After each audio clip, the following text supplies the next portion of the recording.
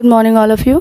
मैं रेणु त्रिपाठी मिश्रा सर की क्लास में आज हम प्रयोजनवाद यानी कि प्रैग्मेटिज्म के बारे में संपूर्ण अध्ययन करेंगे। प्रयोजनवाद पाश्चात्य दर्शन की वह विचारधारा है जो मनुष्य के केवल व्यवहारिक पक्ष पर विचार करती है। यह दर्शन किसी अंतिम सत्य में विश्वास नहीं करता। यह केवल उसी को सत्य मानता है जो मानव के लिए उपयोगी है और जिससे उसके प्रयोजन की सिद्धि होती है। इस दर्शन का मूल पक्ष यह है कि यह पूर्व निश्चित सत्य, आदर्श और मूल्यों में विश्वास नहीं करता। यह मनुष्य के जीवन के केवल व्यवहारिक पक्ष को ही देखता है। अंग्रेजी में इसे प्रैग्मेटिज्म कहते हैं, जो ग्रीक भाषा के प्रैग्मा अथवा प्रैग्मेटियोस शब्द से बना है, जिसका अर्थ व्यवहारिकता और क्रिया से होता है।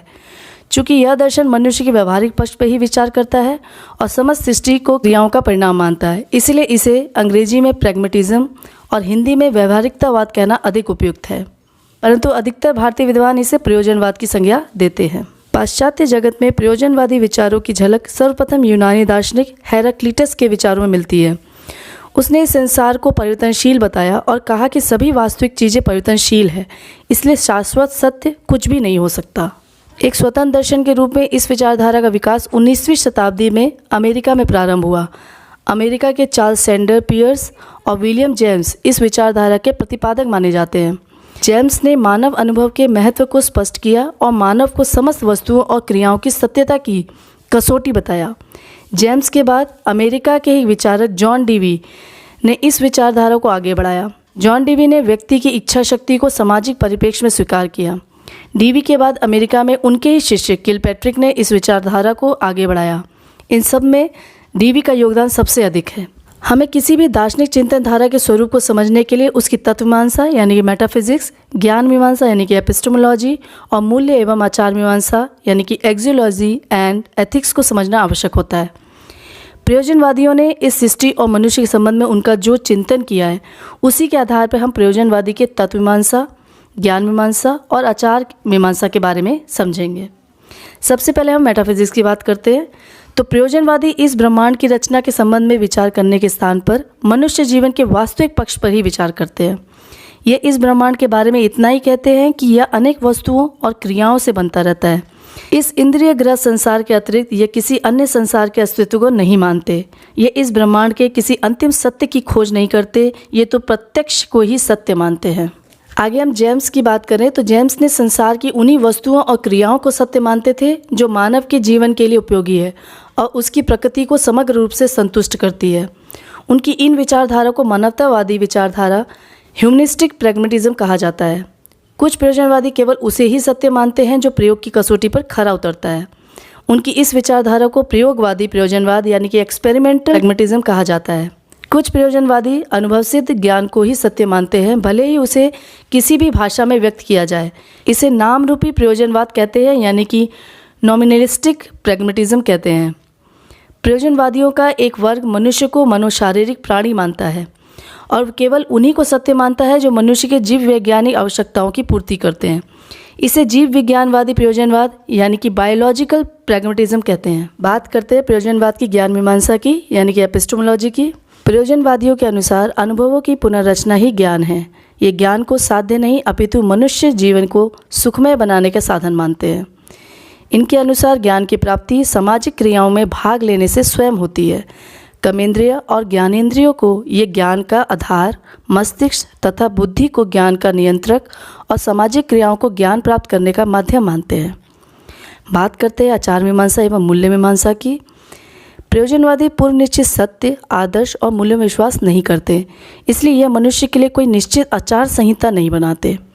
मनुष्य जीवन में निरंतर परिवर्तन होता रहता है, इसलिए उसके आचरण को निश्चित नहीं किया जा सकता। उसमें तो वह शक्ति होनी चाहिए कि वह बदले हुए पर्यावरण में समायोजन कर सके। ये बच्चों में केवल सामाजिक कुशलता का विकास करना चाहते हैं। सामाजिक कुशलता से प्रयोजनवादियों का तात्पर्य समाज में समायोजन करने, अपनी जीविका कमाने, मानव उपयोग की वस्तु एवं क्रियाओं की खोज करने और नई नई समस्याओं का समाधान करने की शक्ति से होता है। अब हम प्रयोजनवाद की परिभाषा को देखते हैं। प्रयोजनवाद पाश्चात्य दर्शन की वह विचारधारा है जो इस ब्रह्मांड को विभिन्न तत्वों और क्रियाओं का परिणाम मानती है और यह मानती है कि यह भौतिक संसार ही सत्य है और इसके अतिरिक्त कोई आध्यात्मिक संसार नहीं है। यह ईश्वर के विषय में विचार नहीं करती और आत्मा को पदार्थजन्य क्रियाशील तत्व के रूप में स्वीकार करती है और यह प्रतिपादन करती है कि मनुष्य जीवन का उद्देश्य सुखपूर्ण जीवन जीना है, जो सामाजिक जीवन जीने अर्थात सामाजिक आदर्शों एवं मूल्यों के पालन द्वारा प्राप्त किया जा सकता है। आगे हम प्रयोजनवाद के मूल सिद्धांतों की बात करें। Fundamental principle of pragmatism. इन्होंने इस संसार की रचना अनेक तत्वों के बीच अनेक प्रकार की क्रियाओं के परिणाम स्वरूप हुई है, ऐसा माना है। इनके अनुसार यह क्रिया सदैव होती रहती है। इन्होंने भौतिक संसार को ही सत्य माना है, इसके अतिरिक्त कोई आध्यात्मिक संसार नहीं है। इन्होंने आत्मा को एक पदार्थजन्य क्रियाशील तत्व माना है और परमात्मा मनुष्य की कल्पना मात्र माना है। मनुष्य संसार का सर्वश्रेष्ठ प्राणी है, इसे ही सत्य माना है। मनुष्य के जीवन का उद्देश्य सुखपूर्ण जीना है, यह इसमें विश्वास करते हैं। ये उसमें इतनी ही आशा करते हैं कि वह अपनी समस्याओं को समझकर उनको हल करे और अपनी परिस्थितियों के साथ समायोजन करें। बात करते हैं प्रयोजनवाद और शिक्षा की, यानी कि प्रैग्मेटिज्म एंड एजुकेशन की। प्रयोजनवादी किसी निश्चित सत्य में विश्वास नहीं करते। यही कारण है कि वे मनुष्य की शिक्षा के उद्देश्य, पाठ्यचर्या, शिक्षण विधियाँ आदि कुछ भी निश्चित नहीं करते, केवल उनके निर्माण के सिद्धांत प्रस्तुत करते हैं। प्रयोजनवादियों के अनुसार शिक्षा मनुष्य के विकास की प्रक्रिया है जो सामाजिक पर्यावरण में चलती है। इसके द्वारा समाज की संस्कृति का संरक्षण, संवहन और विकास किया जा सकता है।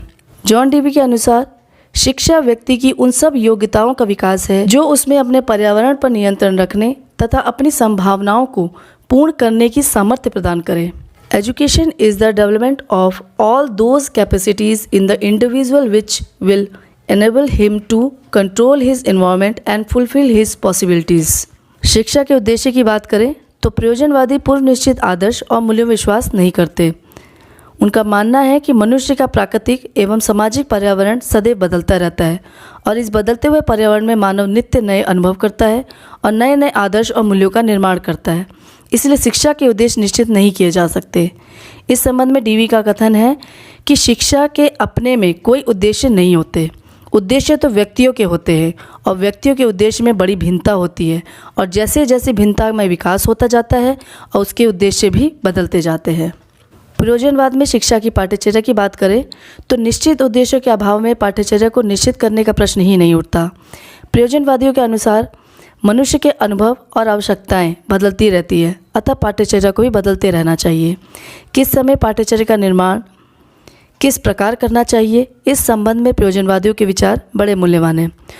उन्होंने कुछ सिद्धांत का प्रतिपादन किया, जैसे उपयोगिता का सिद्धांत, रुचि का सिद्धांत, क्रिया का सिद्धांत, अनुभव का सिद्धांत, एकीकरण का सिद्धांत इत्यादि। उपयोगिता के सिद्धांत में जॉन डेवी महोदय के अनुसार बच्चों को उन्हीं विषयों और क्रियाओं का ज्ञान देना चाहिए जो उनके जीवन के लिए उपयोगी है। सेकेंड है रुचि का सिद्धांत, जिसमें बच्चों की स्वाभाविक रुचियों का ध्यान रखना पाठ्यचर्या निर्माण का दूसरा सिद्धांत है। डीवी के अनुसार बालकों की प्रवृत्ति गतिशील होती है, उन्हें उनकी स्वाभाविक प्रवृत्तियों और रुचियों के आधार पर ही शिक्षा देनी चाहिए। थर्ड है क्रिया का सिद्धांत। प्रयोजनवादी क्रिया को बहुत महत्व देते हैं।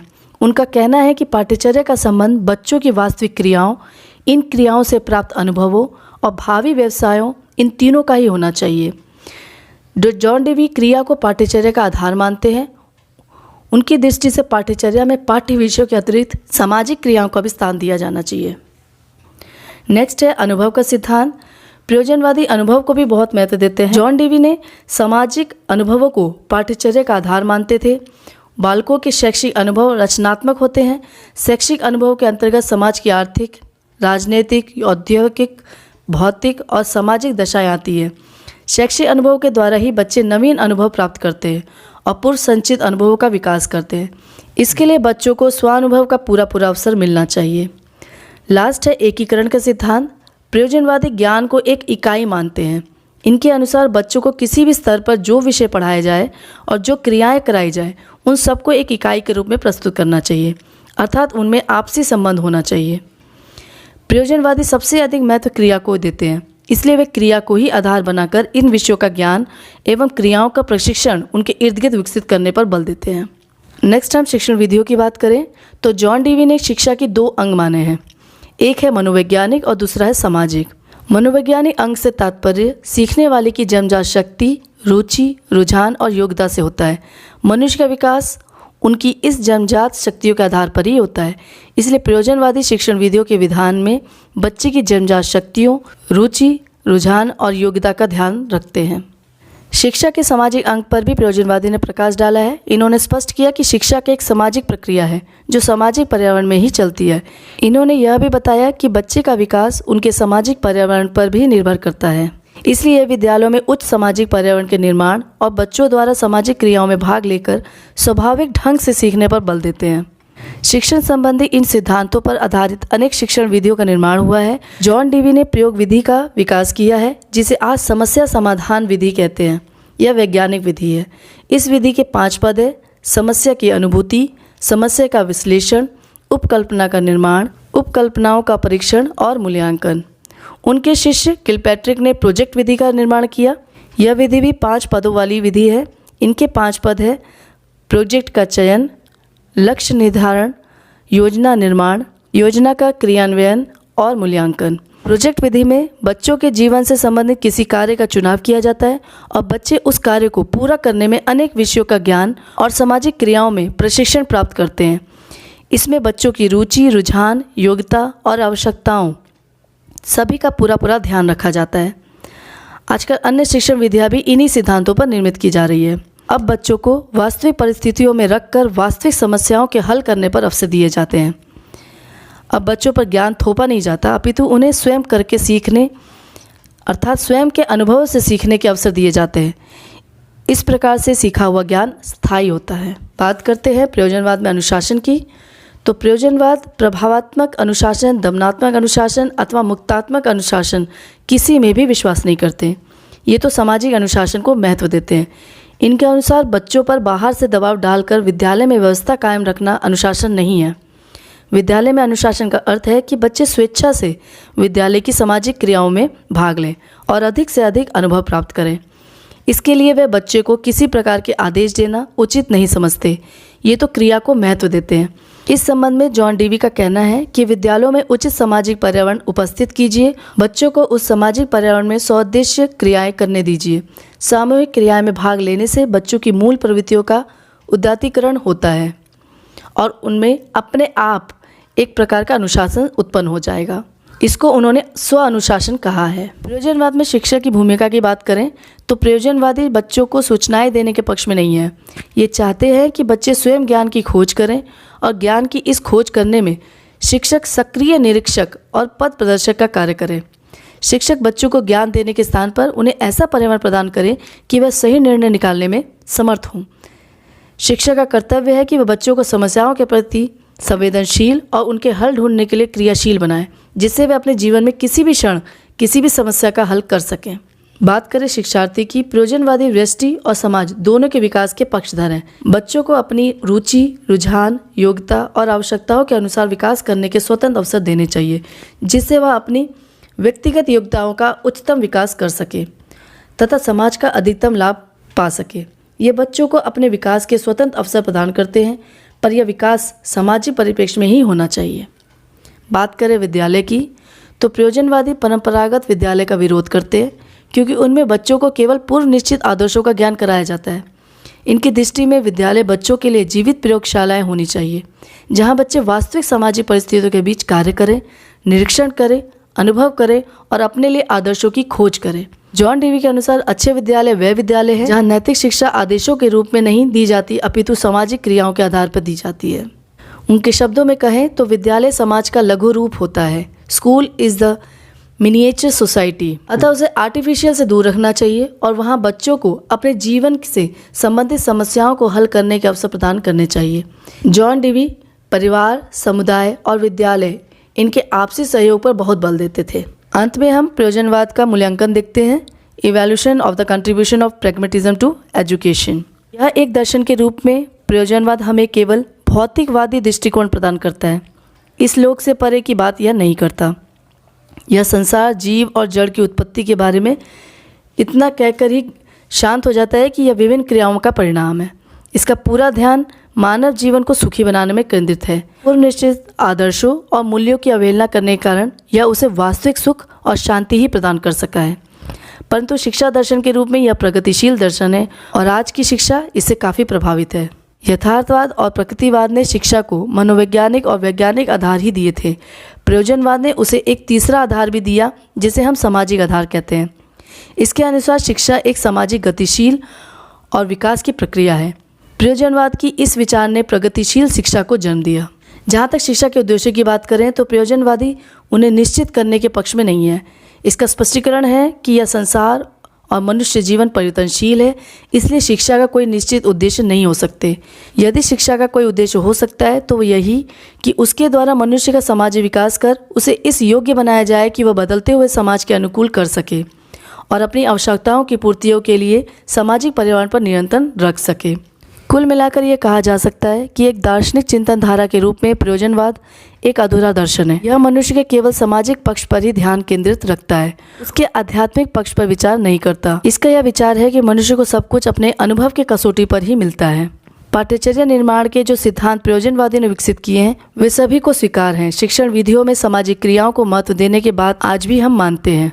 शिक्षा के क्षेत्र में स्व-अनुशासन का विचार भी लोकतंत्रीय समाज के अनुकूल है। विद्यालयों को मानव निर्माण की जीवित प्रयोगशाला के रूप में विकसित करने का इनका विचार भी आज सभी शिक्षा शास्त्री स्वीकार करते हैं। प्रयोजनवादियों ने जन शिक्षा, स्त्री शिक्षा, प्रौढ़ शिक्षा और व्यावसायिक शिक्षा के विकास में जो योगदान दिया है उसके लिए हम ऋणी हैं। हमें आज ऐसे दर्शन की आवश्यकता है जो मनुष्य के प्राकृतिक, सामाजिक और आध्यात्मिक तीनों पक्षों के विकास पर समान बल दे। Thank you.